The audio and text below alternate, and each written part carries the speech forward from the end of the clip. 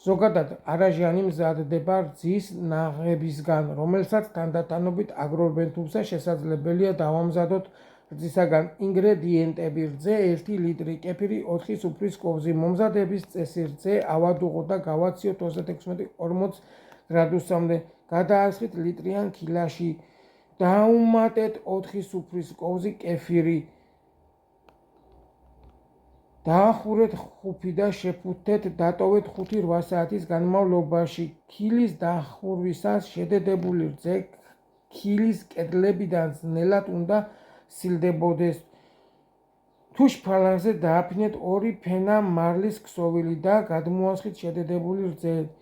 დაახურეთ სარქველი და შედგით მაცივარში 8 საათის განმავლობაში. ამის შემდეგ არაჟანი გადაგვაქვს ბლენდერში და თუ ფიქრობთ, რომ ძალიან სქელი გამოგივიდათ, შეგიძლიათ დაამატოთ რძე, ათქვიფეთ არაჟანი ერთგვაროვანი მასის მიღებამდე. გადაიტანეთ ქილაში და დატოვეთ მთელი ღამის განმავლობაში.